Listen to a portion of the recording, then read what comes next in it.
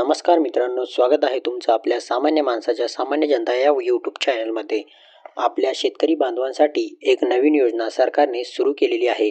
आता शेतकरी बांधवांना रात्री पाणी देण्यासाठी जायची गरज नाही. जर तुम्ही तुमच्या शेतामध्ये सौर कृषी पंप बसवणार असाल तर, आणि ह्या योजनेचं नाव आहे मागेल त्याला सौर कृषी पंप. आणि ह्या योजनेसाठी नवीन अर्ज सुरू झालेले आहेत. पण नेमका हा अर्ज कसा व कोठे भरायचा याची संपूर्ण माहिती आपण या व्हिडिओमध्ये बघणार आहोत. आणि त्याबरोबर तुम्हाला काही महत्त्वाच्या गोष्टीसुद्धा या व्हिडिओमध्ये सांगणार आहे. त्यामुळे व्हिडिओ पूर्ण बघा. आपले सर्व शेतकरी बांधव हा अर्ज भरू शकतात. जर तुमची कॅटेगरी सर्वसाधारण असेल तर तुम्हाला 10% रक्कम भरायची आहे. बाकीची जी रक्कम आहे ती सरकार तुम्हाला अनुदान म्हणून देणार आहे.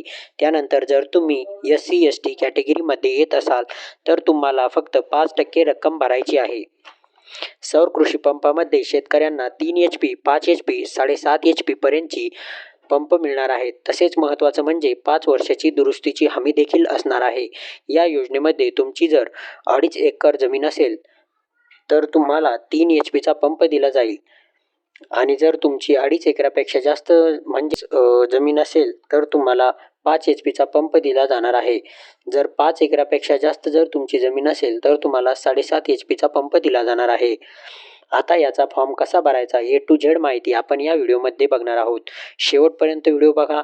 चॅनलवरती पहिल्यांदा आला असाल तर चॅनलला सबस्क्राईब करून ठेवा.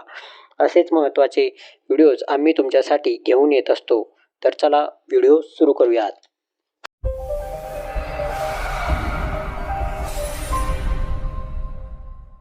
सर्वप्रथम तुम्हाला महाराष्ट्र राज्य विद्युत वितरण कंपनी मर्यादित मागेल त्याला सौर कृषी पंप योजना या वेबसाईटवर यायचं आहे.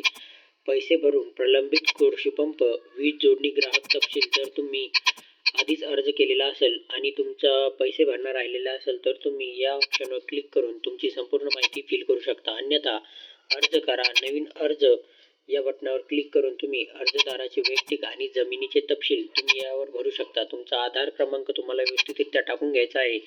त्यानंतर तुम्हाला तुमचा जिल्हा जो आहे तो निवडायचा आहे. इथे योजनेचे नाव मागे त्याला सौर कृषी पंप हा आलेला आहे. त्यानंतर तुम्हाला जिल्हा तुमचा सिलेक्ट करायचा आहे. त्यानंतर तुमचा तालुका जो आहे तो तुम्हाला सिलेक्ट करायचा आहे आणि तुमचं गाव म्हणजे ही माहिती तुम्हाला तुमचा 7/12 ज्या गावामध्ये आहे ते तुम्ही इथे सिलेक्ट करायचं आहे.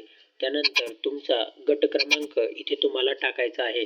गट क्रमांक व्यवस्थितरित्या टाकून घ्यायचा आहे. त्यानंतर तुम्हाला गट क्रमांक सिलेक्ट करायचा आहे. शेतीचा प्रकार म्हणजे शेती तुमची आहे की तुम्ही भाड्याने किंवा सामायिक क्षेत्र असेल तर ते तुम्ही क्लिक करायचं आहे. सेल्फ म्हणजे स्वतःची आहे. जमीन मालकाचे नाव जे तुमचे जमीन मालकाचे नाव आहे ते तुम्ही इथे टाकायचे आहे. आणि त्यानंतर अर्जदाराचे नाव अर्जदाराचे संपूर्ण नाव तुम्हाला या ठिकाणी टाकून घ्यायचे आहे. त्यानंतर अर्जदाराच्या वडिलांचे नाव आणि त्यानंतर अर्जदाराचे आडनाव असं व्यवस्थितरित्या तुम्हाला फॉर्म भरून घ्यायचा आहे. त्यानंतर लिंग मेल फिमेल इतर मेल असाल तर मेल. त्यानंतर तुमचा मोबाईल क्रमांक तुम्हाला या ठिकाणी टाकायचा आहे. मोबाईल क्रमांक तुम्हाला व्यवस्थितरित्या फिल करायचा आहे. मोबाईल क्रमांक फिल केल्यानंतर तुम्हाला अर्जदाराचे आडनाव टाकायचं आहे. जात वर्गवारी किंवा तुम्ही SC ST OBC जनरल कोणत्या कॅटेगरीमध्ये येतात ती कॅटेगरी तुम्हाला सिलेक्ट करायची आहे. अर्जदाराचा रहिवासी पत्ता व ठिकाण आता अर्जदार नेमका कुठे राहतो हे तुम्हाला याची संपूर्ण माहिती तुम्हाला इथे टाकायची आहे. घर क्रमांक तुमचा तालुका जिल्हा तिथे सर्व व्यवस्थितरित्या तुम्हाला टाकून घ्यायचा आहे. तुमचा मोबाईल क्रमांक सुद्धा तुम्हाला या ठिकाणी टाकायचा आहे.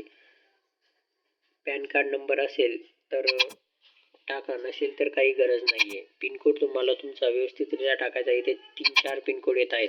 तुम्हाला तुमचा जो पिन कार्ड आहे तो टाकायचा आहे. त्यानंतर जलस्रोत आणि सिंचनाची माहिती तुम्हाला भरून घ्यायची आहे. जलसिंचनाचा प्रकार जो आहे तो टाकायचा आहे. त्यानंतर तुमचं पाईपलाईन सिलेक्ट करायची आहे. त्यानंतर तुमचं सोर्स सिलेक्ट करायचं आहे. त्यानंतर तुमची विहीर किती फूट खोल आहे ते तुम्हाला सिलेक्ट करायचं आहे.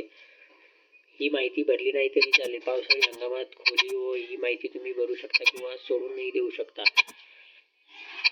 तुमच्या विहिरीजवळ तलाव आहे का तर तुम्हाला नो करायचं आहे. त्यानंतर तुम्हाला कृषी तपशील खरीप तुम्ही कोणतं पीक पेरलं होतं आणि किती पीक पेरलेले आहे ते तुम्हाला सिलेक्ट करायचं आहे. पिकाचा प्रकार, शेवटच्या वर्षी तुम्ही कोणतं पीक घेतलेलं आहे ते तुम्हाला सिलेक्ट करायचं आहे आणि किती पिकं घेतलेले ते इथे टाकायचे आहेत.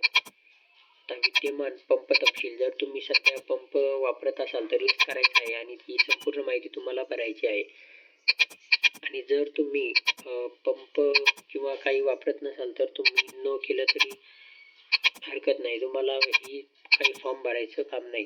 त्यानंतर तुम्हाला आवश्यक पंप तपशील इथे जोडायचा आहे. पंपाचा प्रकार DC मध्ये तुम्हाला सिलेक्ट करायचा आहे. तुमचा पंप जमिनीवर मोटर जमिनीवर किंवा जमिनीच्या आतमध्ये चालणार आहे ते तुम्ही शेतकऱ्याला विचारून ते हा फॉर्म भरायचा आहे. त्यानंतर तुमची कॅटेगरी HP मध्ये तुम्हाला विचारले जाईल. 3 HP, 7.5 HP. त्यानंतर बँक तपशीलमध्ये तुम्हाला खाते नंबर टाकायचा आहे. खातेधारकाचे नाव तुम्हाला या ठिकाणी व्यवस्थितरित्या टाकायचे आहे. त्यानंतर तुमचा IFSC कोड तुम्हाला टाकायचा आहे आणि बँकेचे नाव जे आहे, तुमच्या बँकेचे जे नाव आहे ते तुम्ही इथे टाकायचे आहे. MIRC कोड, हा कोड तुम्हाला गुगलवर किंवा तुमच्या पासबुकवर मिळून जाईल. त्यानंतर शाखेचे नाव व्यवस्थितरित्या फिल करायचं आहे. घोषणापत्र, हे 12चे 12 घोषणापत्र तुम्हाला वाचून घ्यायचे आहे. त्यानंतर तुम्ही वरील माहिती मला समजली असून ही बरोबर आहे ते तुम्ही टिक मार्क करून घ्यायचं आहे. मी भरलेला फॉर्म वापरला आहे. मी सहमत आहे की एकदा अर्ज सबमिट केल्यानंतर मी परत अर्ज भरणार नाही. त्यानंतर तुम्ही कागदपत्रे अपलोड करायची आहेत. त्यानंतर तुम्हाला 7/12 आणि जर तुमची शेती सामायिक असेल तर 200चा पेपर स्टॅम्प तुम्हाला लागणार आहे. चूज करून अपलोड या बटनावर क्लिक करायचं आहे. त्यानंतर तुमचं आधार कार्ड तुम्हाला या ठिकाणी लागणार आहे आणि त्यानंतर तुमचं बँक पासबुक तुम्हाला या ठिकाणी अपलोड करायचं आहे. त्यानंतर तुमचा पासपोर्ट आकाराचा फोटो सुद्धा तुम्हाला या ठिकाणी लागणार आहे. आता इतर कागदपत्रामध्ये तुम्ही पाणी प्रभावित वेळ असल्याचा हा दाखला सुद्धा तुम्हाला इथे अपलोड करायचा आहे. त्यानंतर तुमचं जर सामायिक क्षेत्र असेल तर तुम्हाला त्याचा फॉर्म तुम्हाला इथे टाकायचा आहे किंवा तुम्ही अनुसूचित जाती जमातीमध्ये असाल तर तेही तुम्हाला अपलोड करून सबमिट या बटनावर फॉर्म अर्ज भरा